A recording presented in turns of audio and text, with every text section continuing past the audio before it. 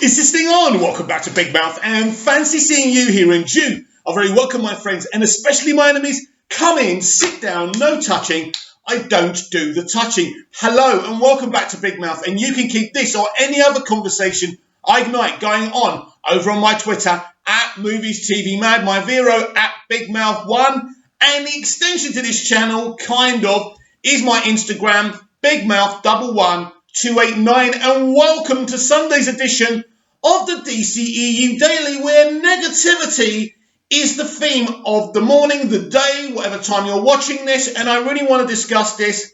Then afterwards, I'm going to talk about my final verdict of Crisis on Infinite Earths. But first, let's talk about Zachary Levi, who played Shazam in last year's Shazam movie. Last year's Shazam movie that made 3 or 4 times its budget and did really, really well. No one at Warner Brothers, Walter Hamada, nobody expected this movie to make over 500 million, 600 million, a billion.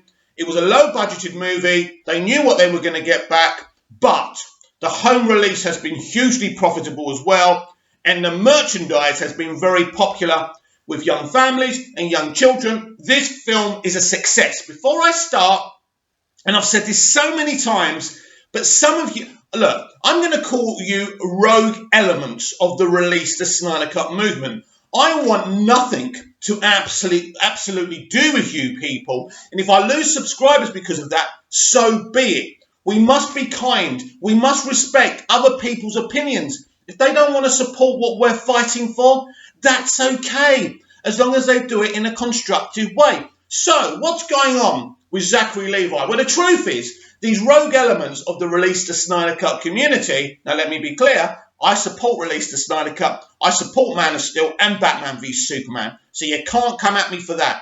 It's the truth. I've watched these films multiple times. If I'm not, I'm talking about them, I'm watching their trailers. I want to see the Snyder Cut version of Justice League. No question. That's not what this is about.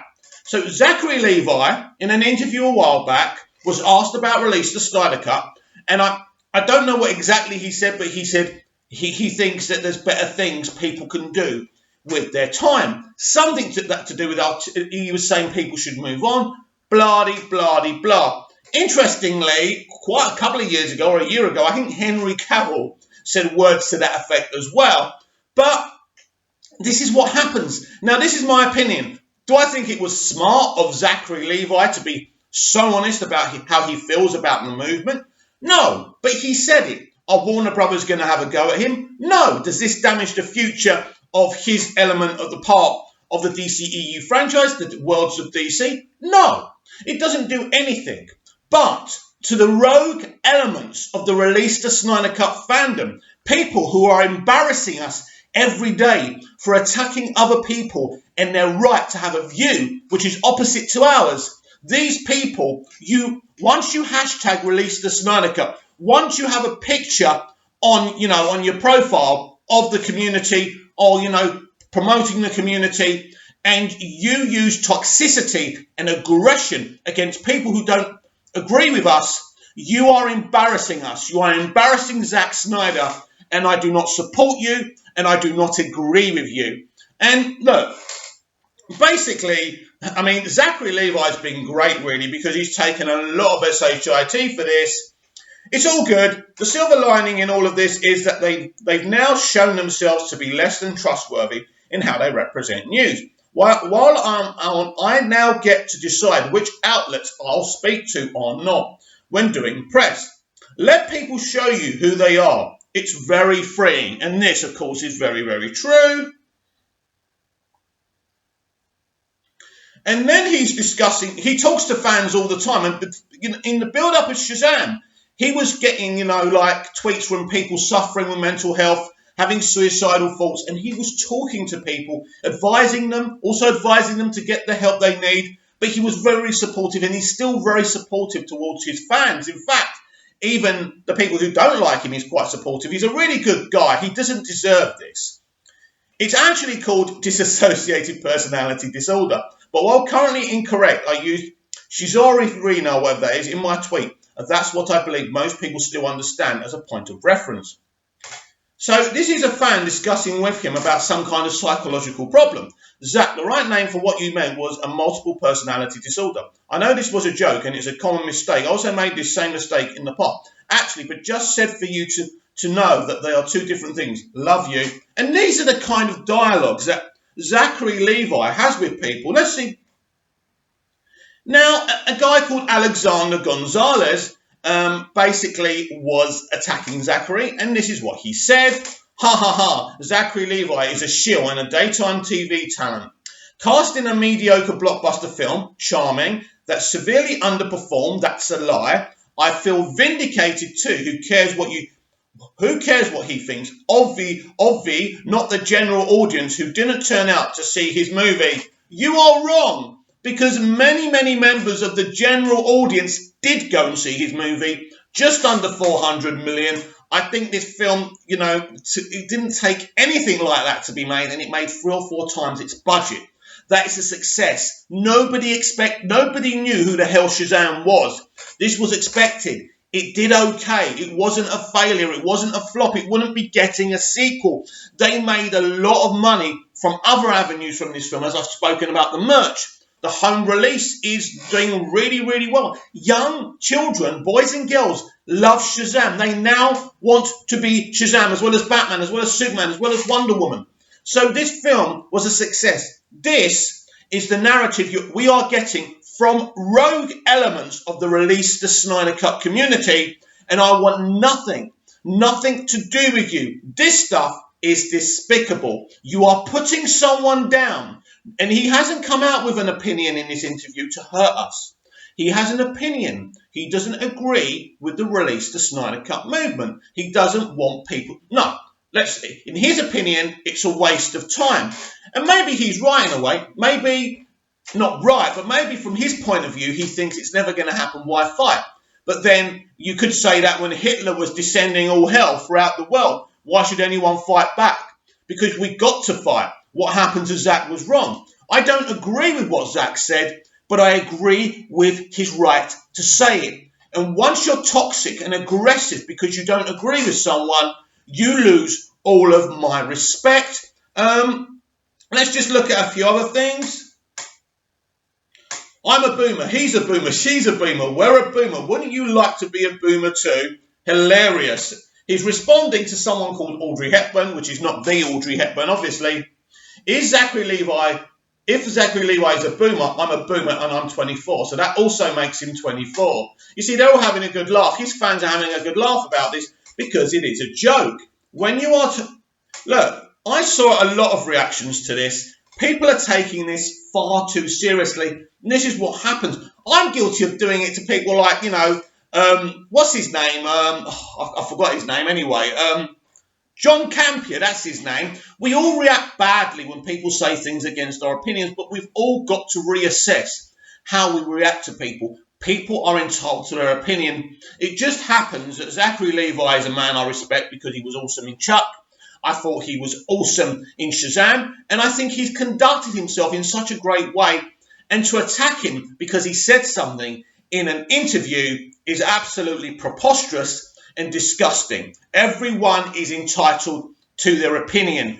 And someone, look, the members of the rogue element of the Release the Snyder Cut community have gone looking for this, found this, and what did you think was exactly going to happen? Did you think all of a sudden you were going to wake up one morning and there was fields of gold and Zack Snyder was going to be running the DCEU again, and all of a sudden Warner Brothers were going to announce the release of the Snyder Cut by trying to destroy this man's reputation? Is that what you think is going to happen? You are dumb. You are stupid. It's not going to happen. The only way we get Zack Snyder's vision of Justice League out is by hashtagging, doing what Subway doing, being constructive, being good humans, but trying to destroy another human being, not even because he has an opposite opinion. You went looking for this and you found this. You've been targeting Shazam because you think you can destroy Walter Hamada's Worlds of DC franchise, the continuation of the DCEU and the whole Worlds of DC, where it's Lucifer,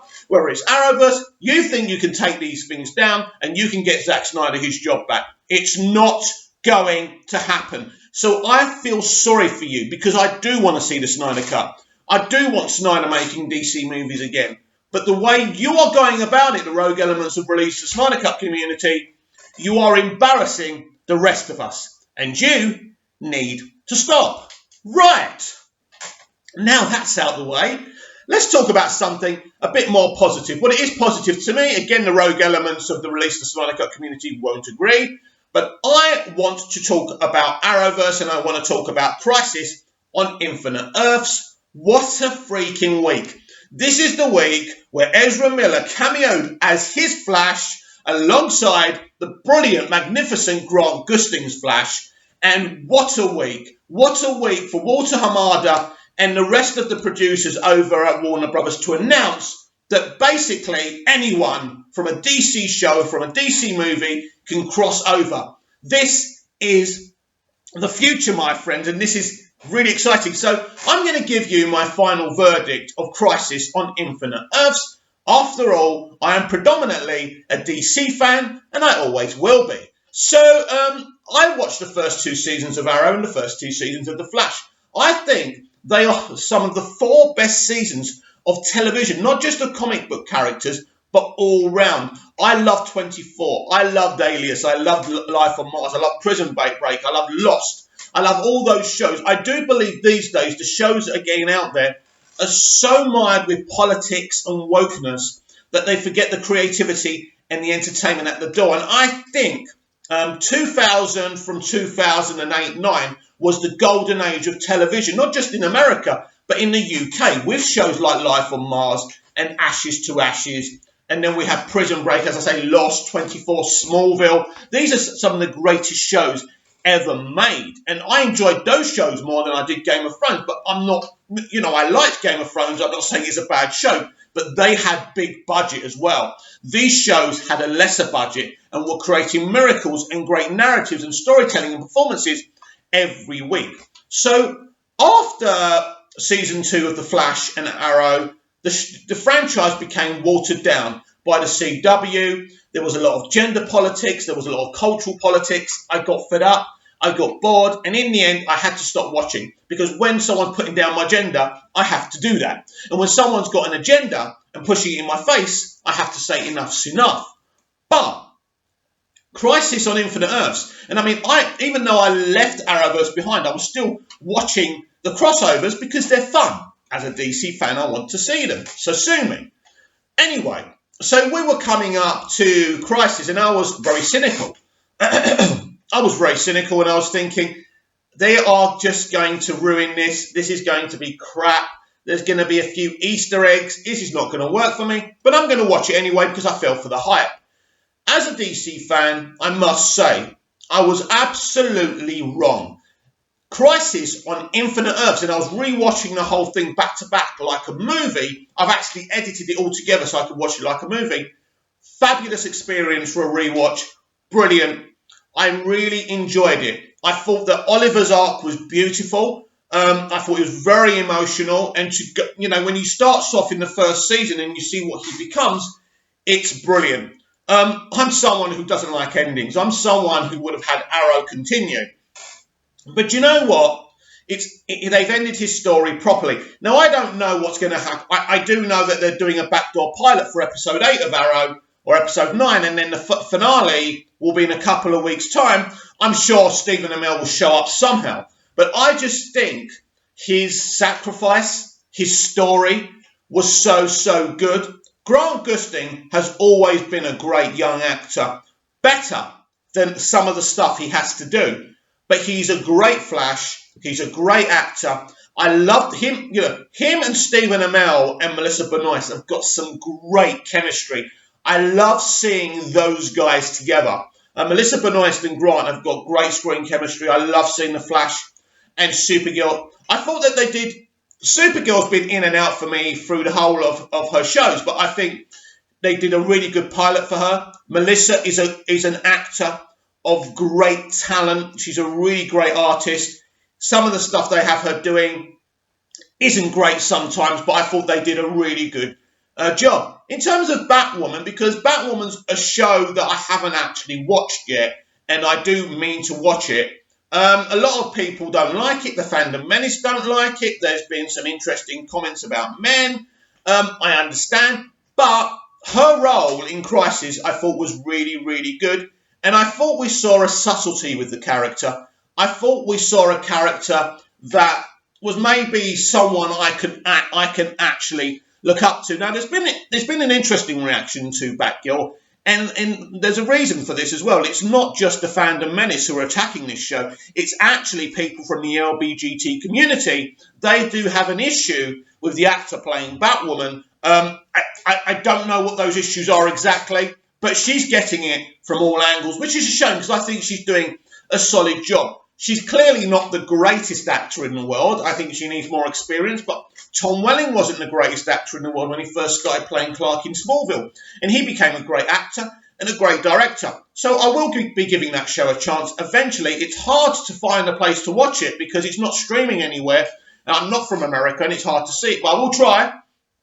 I thought, though, one of the stars of the crossover, one of my favourite people from Arrowverse, is Katie Lotz as Sarah Lance. She is such a good actor, and Sarah is such a good character. And, you know, we talk about them putting women and females in prominent positions, but Sarah Lance and Katie Lotz deserve everything they get. She is absolutely phenomenal in that role. There's empathy, there's compassion, there's aggression sometimes. She can even do humour. So I think, as well as what she does in Legends and her early seasons in Arrow, I think she's a magnificent artist, and Sarah Lance is the way you should represent women. That's how you do it, and that's how you inspire other men and other women to say, wow, I want to be like her. So I love Katie, I love Sarah Lance, and, you know, she was great in the crossover. I think just as a whole, it really worked for me. I think we didn't see much of the lesser characters. I think my one complaint is Tyler Hoechlin's Superman still kind of in the background. They still don't give him much to do, much dialogue. I'm hoping when his show kicks off, because there is a Superman and Lois show kicking off in the fall, in the autumn, which I think is around September. Well, I know when the autumn bloody well is, but I think it will kick off September, October. Full season order. Really excited for that. Now, they have a version of Lex Luthor. Now, my favourite Lex Luthor of all time, obviously, is Smallville's Michael Rosenbaum, who decided not to be in this crossover because they didn't tell him the money he'd be getting, schedules, what he would be doing. So he was disappointed in that he didn't do that. I must say, this guy playing Lex Luthor is doing a fabulous job. I thought they were going to mess this character up, but he's so good, so effective as a criminal. He's funny. He's more of a lighter Lex Luthor. He's more like the Gene Hackman version. I love the goatee. I love how they've made him bald as well. He looks the part. He's a great Lex Luthor. And now they've rewritten, you know, the multiverse. He's a good guy, which there are versions of Lex Luthor in the comics and the animated movies where he is actually a good guy. Now, I'm going to be very interested what they do with this going forward in Supergirl and, of course, the new Superman and Lois TV show. So I like him. He's really good. I thought he was brilliant in the crossover. I also loved Nash Wells. Although he didn't have much screen time, I really enjoyed what they gave him to do. The problem is, these crossovers are big. And what they need, I suppose, now we can call it Earth Prime. So they really need to focus on the Earth Prime heroes because predominantly that's what people want to see. But I think it was so clever. We've got Earth Prime. You know, the other Earths have now been reborn. So we've got Brandon Routh's Superman in the Christopher Reeve verse, in his Superman Returns verse. And as I said yesterday, really hoping for an HBO original TV series with that version of Superman. Let's get lots of versions of Superman out there because that's what the character deserves. I just think Crisis was absolutely fantastic, and it's what it made me feel, made me proud to be a DC fan instead of having to be upset all the time.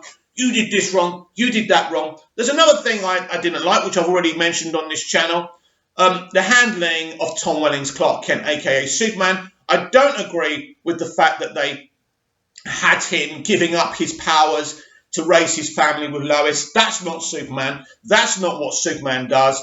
And that was disappointing, but I think that's on Tom as much as it is on Berlanti and Guggenheim. He didn't want to put the suit on. He just wanted to cameo quickly, and they had to come up with some kind of nonsense, and that was the nonsense that they came up with. But they still could have had him running around with his powers. They didn't have to do that. So that was disappointing. So I'm just going to ignore that cameo, and just my Tom Welling, my Clark Kent is still the guy coming out in the series finale on the Daily Planet roof, opening his shirt and revealing his Superman costume. And I'm just going to ignore the rest of that. But apart from that, and Tyler heckling Superman being in the background a little bit too much for my liking, I liked Crisis on Infinite Earths. Everyone involved can take a bow. Everyone involved can be proud. It was so really, really good. I love what they were doing with John Jones as well, Martian Manhunter. Again, we didn't see as much of him as we should have. I love Diggle. He's so good. When he's crying and he feels bad for not being there for Oliver's death, again, a beautiful moment. As I say, you have to show all these characters. And I mean, just to have all these characters on screen together is an amazing achievement. But I really did enjoy this. And I'm proud of the fact that Walter Hamada and the rest of the people are now pretty much saying with what they did with that Ezra Miller cameo, anyone can be part of anything in the DC live-action universe, and that really does excite me for the future. So I want your thoughts and comments down in the comments below, of course. I want to know what you think about the Zachary Levi situation. Was he right? Was he wrong? Are people right to attack him just because he has an opposite point of view to us? I don't think that we do. And I've had issues with the rogue element of the Release the Snyder Cut community, the Snyder fandom, for a while, because I'm a Snyder fan. I'm part of the Release the Snyder Cut community, and I don't go around attacking people who think the opposite to me, or at least I try not to. And if I am negative towards people who think the opposite to me, I certainly think about it. And I may not even apologise, but at least I understand that what I did, my reaction at the time, was wrong. So as I say, please like, share and subscribe, comment down below, share the video, share the channel, and I'll be back tomorrow with more DCEU Daily.